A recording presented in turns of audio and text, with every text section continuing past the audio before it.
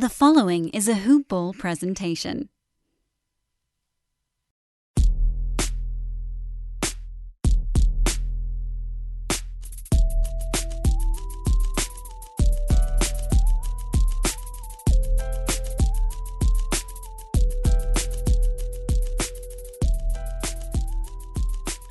Happy holidays from your HoopBall Lakers family, and welcome to another episode of the Monday Review Preview edition of the podcast. I don't remember who came up with that name, but I like it. The Review Preview edition of the podcast. Hopefully the 21-3 Lakers have you in an extremely festive mood this holiday season, as there are plenty of gifts to wrap your head around with this super fun team to watch play and find different ways to keep on winning. The Lakers had another perfect 4-0 week with victories over playoff-bound Denver and Utah. This week, have a pretty light week of 3 games as we get closer and closer to that highly anticipated Christmas Day matchup with the now number 2 Clippers. And as usual, this week we'll dive into some numbers and see how the rest of the league is doing. This podcast, like all our shows, is brought to you by our title sponsor, Hawaiian Isles Kona Coffee Company. Check out their website at hawaiianisles.com or on Amazon by searching for Hawaiian Isles Kona Coffee, or on Twitter at HIKONA Coffee. It's HIKONA Coffee. So after a loss last Sunday to the Dallas Mavericks ended one 10-game winning streak, the Lakers have now begun another winning streak with a perfect 4-0 week this week. They started out with really highly anticipated matchups with teams that were over 500 and playoff-bound in Denver and Utah, which was going to be good to see because the Lakers had unfortunately been saddled with the descriptor of having an easy start to the season, having played an extremely high number of teams that are below 500 and against teams that were over 500 gone a paltry 3-3. But on Tuesday in Denver, high altitude, number of players battling the flu, they won a grinded out game by 9 points against Denver. LeBron James led the way in that game, which was really great to see because, as mentioned earlier, a number of teammates were battling the flu in addition to the high-altitude scenarios that Denver provides. Anthony Davis and LeBron James had a fun game, fun stat line. Both went for 25 points, both shot 9 for 18, and so really similar stat lines. Both played 36 minutes, although Anthony Davis did have 10 rebounds to LeBron James's 6, and LeBron had 9 assists to Anthony Davis's 1. But beyond that, Rajon Rondo has been playing extremely well. He had a really great week this week. What started out as maybe a fluke in players leaving him open, he has really risen to the challenge of being a good shooter and understanding that teams are going to leave him open. And so far this season, Rajon Rondo is shooting from 3 at a clip of 52.8%. In addition to, he's providing 8.5 points per game, almost 6 assists, and a steal in roughly 21 minutes of play. The really interesting thing is him and LeBron James are melding really well, and there are times where when the two of them are on the court, it's an IQ mismatch for whoever they're playing.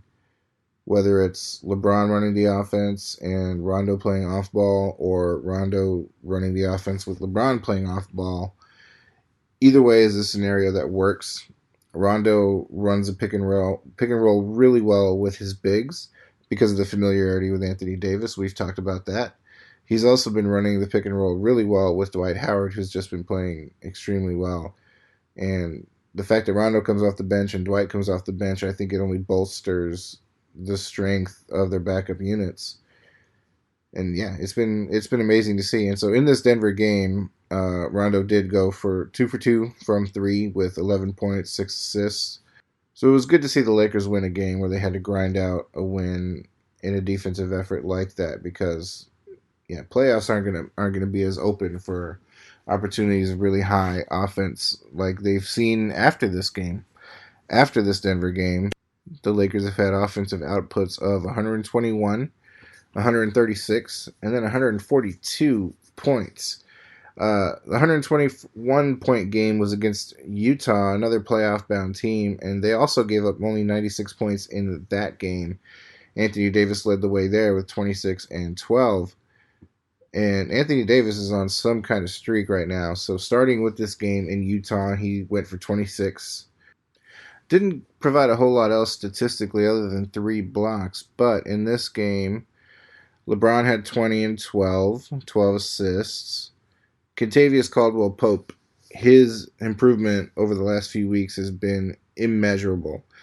It's to the point now when Avery Bradley does come back from injury, it's really hard to know, and it's a great problem to have, but it's really hard to know what Frank Vogel should go with, if he should stick with KCP and have Avery Bradley come off the bench, or kind of bolster the offensive unit of the starters and have Avery Bradley back to the starting lineup.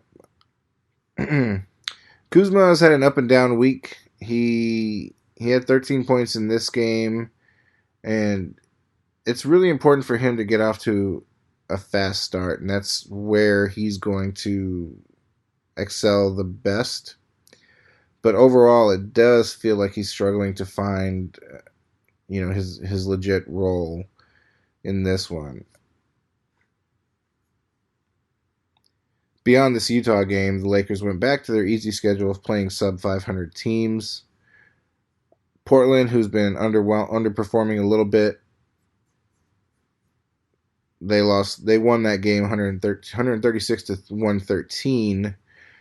ESPN matchup, LeBron versus Carmelo. It was an interesting matchup too, because Carmelo would match up with Dwight Howard a lot, and those are the two guys who are sort of going through reclamation projects this season. Carmelo Anthony's contract has been upgraded to a guaranteed contract, and that hasn't quite happened for Dwight. But what's interesting is Dwight's effort hasn't lingered at all. You don't hear any reports of him, wanting a guaranteed contract, wanting a bigger role. All you ever see on Dwight's face so far this season is a smile. And in that Portland game, Dwight Howard also hit a 3-point shot, which some people were surprised by. And yeah, I genuinely was surprised, but I've been to a couple of Laker games this season, and one thing I've noticed is that Dwight Howard does shoot a lot of baseline threes in warm-ups, and he makes them at a really, really consistent clip. I posted a video of it on our HoopBall Lakers Twitter page. Yeah, it's weird that he shoots that, and jokingly I did say, like, can you imagine if this becomes a real weapon for the Lakers, if Dwight Howard can just kind of back himself out of the lane to a baseline 3-point shot, and then LeBron hits him with that. It'd be like a more muscular version of Chris Bosh if that's something Dwight Howard could do. I don't anticipate it happening, but it is, it's something that could happen, and it'd be really interesting to see. And then the Lakers closed out the week with a home win last night against the Minnesota Timberwolves. That game, I think the Lakers had 77 points in the first half. LeBron was in foul trouble, and the Lakers closed out the half with an 11-0 run without LeBron. And so I know the Minnesota Timberwolves are a sub-500 team, but that scenario, much like a lot of other scenarios this week, grinded out game against Denver, blow out a good team like Utah, you play a really efficient, dominating game against Portland, who, even though they're sub-500, is still a good team. And then against Minnesota, a lot of learning opportunities in Minnesota. They had big leads at one point, squandered it. They had that 11-0 run to end the first half. Late in the game, they were up by 19 and very quickly gave up that 19-point lead to have the game within 5 or 7. And I really liked what Anthony Davis said at the end. Oh, by the way, Anthony Davis went for 50 points in this game. But one of the things I liked that he said after the game in the interview on the court is he talked about how they take lessons away from every game, and you don't need a loss to learn a lesson. And like if that's the mantra of this team, if that's the mindset of this team, like there have been many scenarios in which this team could have had what a lot of teams have is like scheduled losses. Miami is notorious for allowing scheduled losses. They had a loss last week where it was the second night of a back to back, and yeah, it was an easy gamble to make on that game for Miami to lose that game second night of a back to back. It's almost like they didn't even try, and you just don't see that from this team. The only time the Lakers are 21-3, with the exception of that very first game to open the season, the two losses that the Lakers have been really the only two times in which they don't really kind of match the energy of the other team. And, who knows where that really stems from. And the Lakers, like I said earlier, have been battling the flu. And I think by now that should mostly be subsided. But, even in New Orleans, they were down 15 late. And to echo Anthony Davis's sentiment, you don't need a loss to learn a lesson. And so, yeah, if they're going to fight and stay in every game, this is going to be a really great team to watch. And I even tweeted this last night. I can't believe that LeBron is playing on a team that might be more fun to watch than his Miami Heat, what was nicknamed the Heatles, with Dwayne Wade and Chris Bosh. This seems like a more fun team. And the staple of those Miami teams was defense, just like it is this team. But overall, I think you just have the prestige and the allure of the Lakers on top of, what is LeBron James and Anthony Davis. And yeah, this is an extremely fun team to watch. It's really hard to say because as dominant as they've been, as dominant as, teams like Milwaukee and Boston have been in the East, you won't know much until, in some people's eyes, the season starts on Christmas. But that's looking way ahead. This week, the Lakers have a semi-light week. They're on the road for a lot of games. They play 5 games in a row on the road, but this week they only have 3 games. So they are in Orlando on Wednesday, so no games until Wednesday. And then on Friday, have a really highly anticipated matchup with the Miami Heat in Miami. That's always a fun time when LeBron goes back to Miami, and it should be a really good game.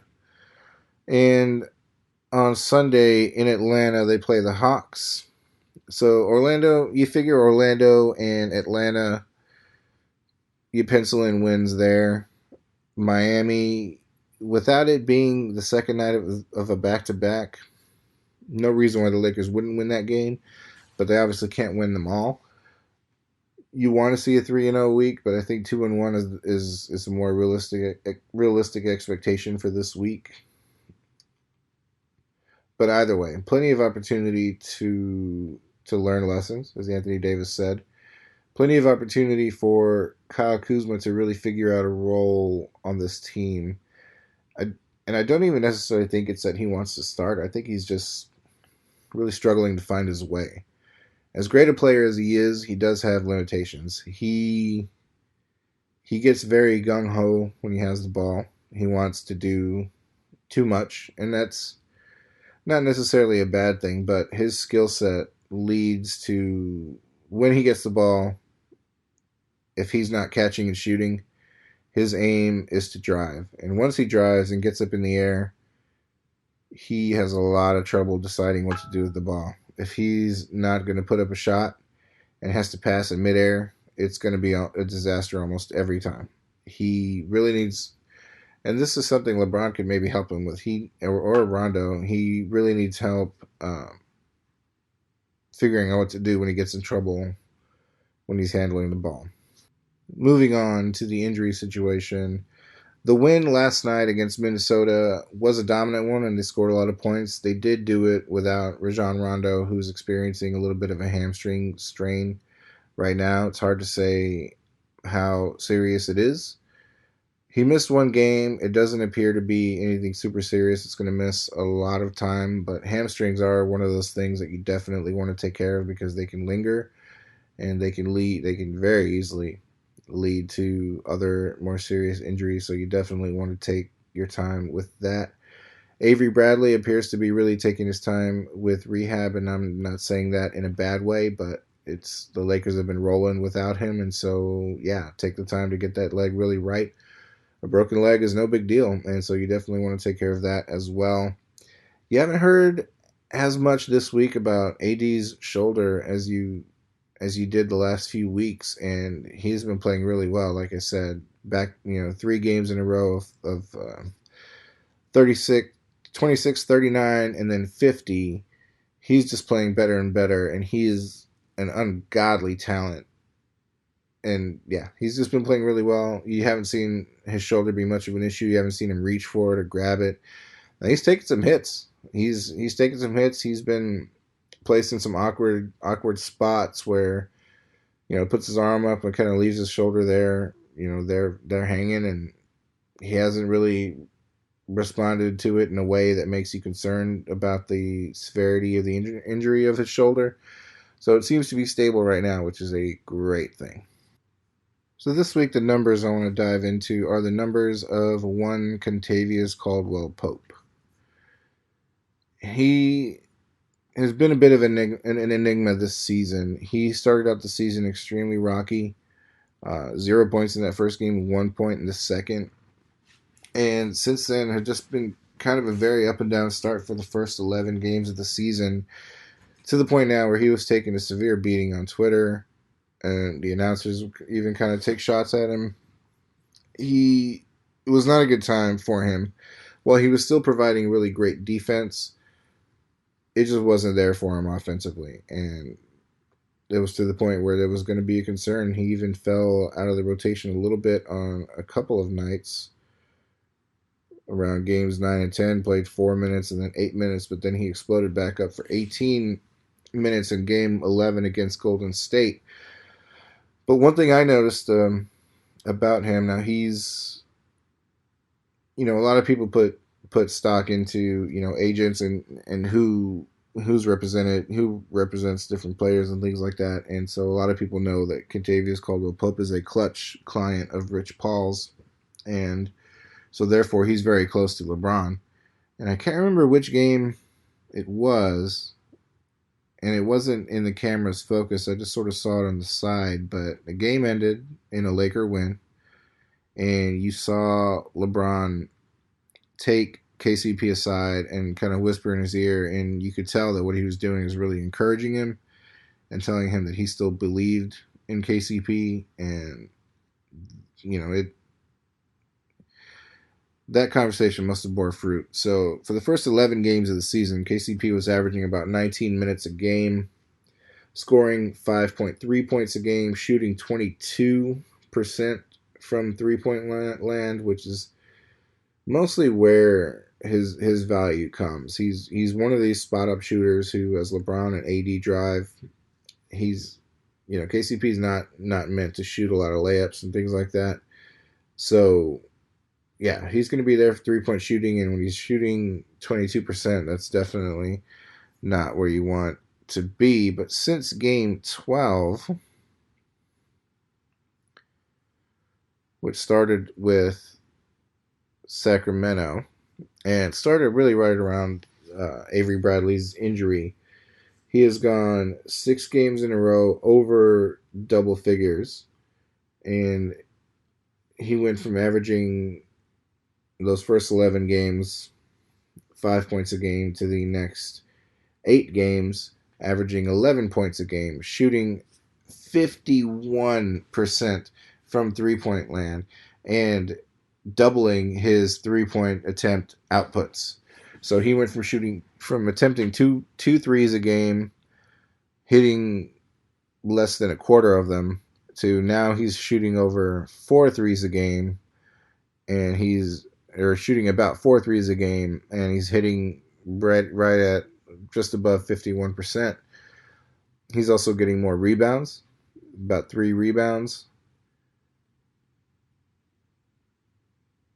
almost 2 assists, and about 0.8, so almost a steal a game. He's playing really great on-ball defense, And yeah, his minutes have increased from about 18 to about 28 minutes. So he's playing about 10 minutes more per game with the Avery Bradley injury. And yeah, his confidence is soaring. You almost expect a 3-point shot from him to go in now because he's usually open. He's usually in a position to where he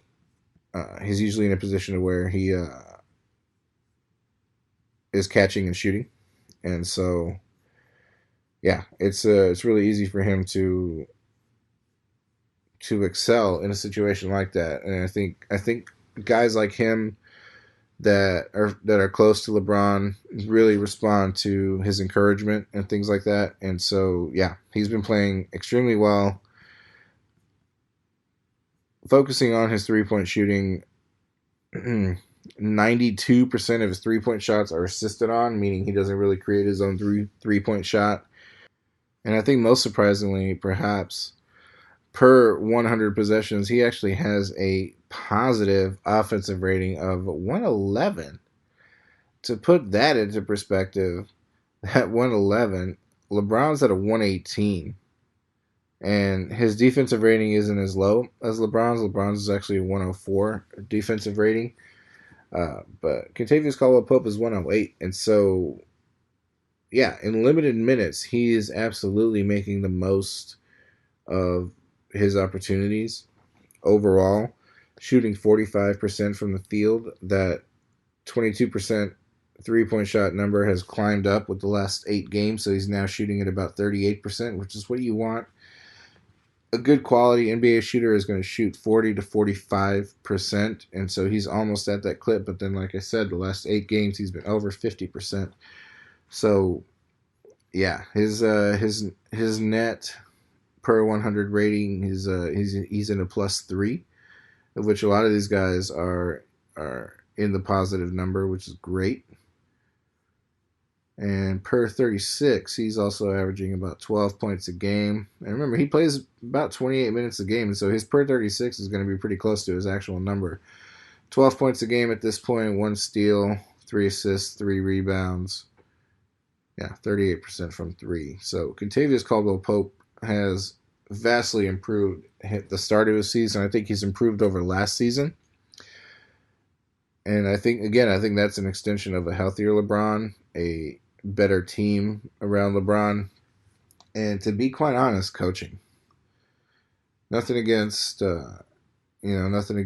Luke Walton, but Frank Vogel and his defensive schemes have really proven to bear fruit with this team, and they've bought all in, and you can tell that this is a team that really respects its coach and a team that really likes being around each other, and those things matter.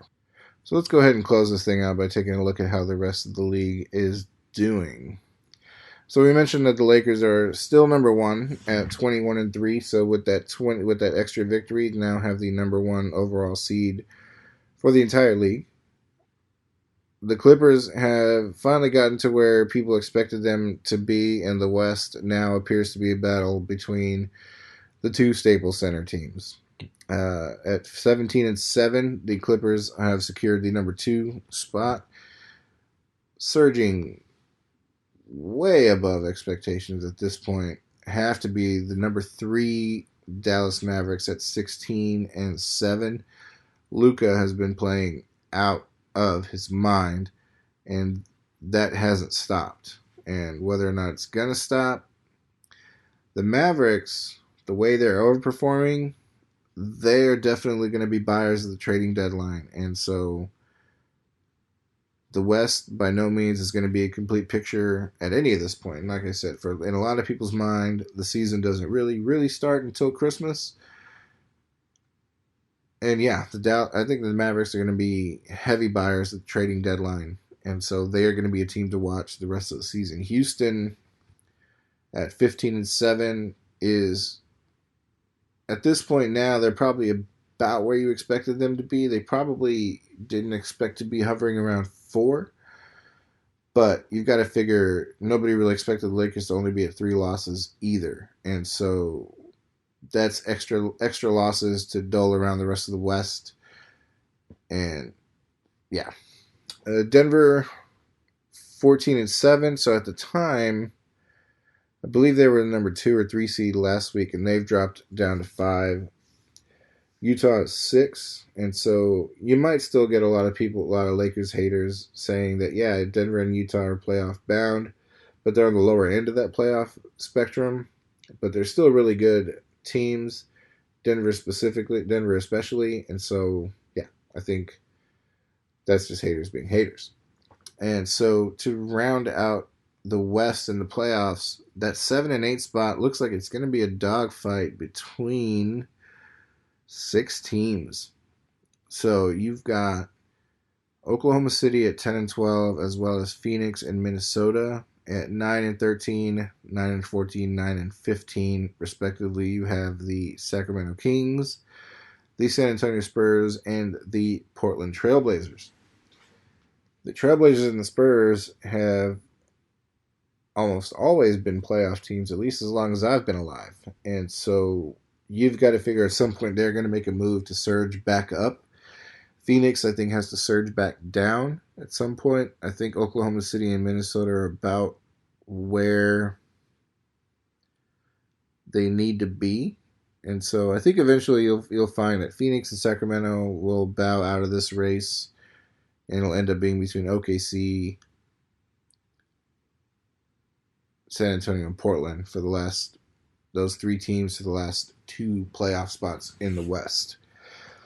Out east, the Milwaukee Bucks have been surging, and they've been surging quietly because with all the noise coming out of LA and the West and Luka and Houston, and I think even out east, the noise that you hear from Philly and Toronto and Miami, Milwaukee's been able to really just quietly, even despite having the reigning MVP, come off to a 20 and 3 start. So they're way ahead of the number 2 seeded Boston Celtics at 16 and 5.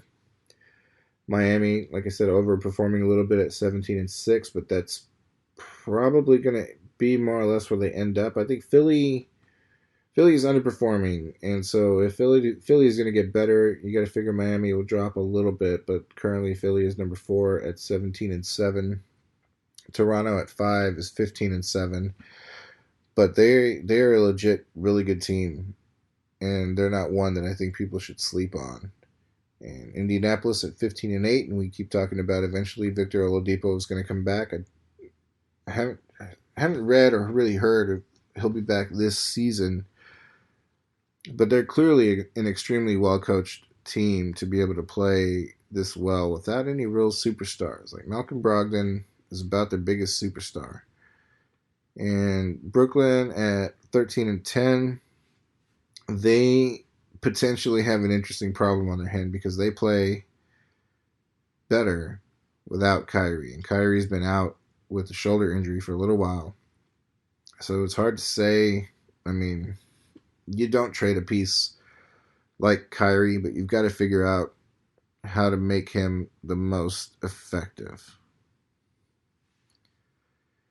And then rounding out the East, you've got Orlando at 8 and Detroit at 9. Detroit has usually been heavy buyers around the trading deadline to stay relevant. I mean, you've got Blake Griffin, you've got Andre Drummond. Why you're 9 and 16, I really don't know. Or why you're 9 and 14, I really don't know. But that's a project that might be blown up at some point. Cleveland could be an interesting team to watch around the trading deadline. They are unhappy with their coach, which is a move that I saw coming. I didn't really see. I don't think the move for any NBA team should ever really be to hire a really old college coach. It just seems like a recipe for disaster. It doesn't seem like that is the type of player that will gain any respect from NBA veterans. And why Cleveland did that, I don't know. And but look for Kevin Love to be on the move out of Cleveland. So that's pretty much going to wrap up this edition of the Monday review preview edition of the HoopBall Lakers podcast. I really hope that everyone's having happy holidays. I know it's not the easiest time for everyone, but hopefully you were around people that love you, and hopefully you're around people that love watching basketball, because there's a ton of great basketball to watch on TV. Not just the Lakers. Get you some Luka. Get you some Karl Anthony Towns. Get you some Giannis. Tons of great basketball to watch out there this season. So until next time, we're out.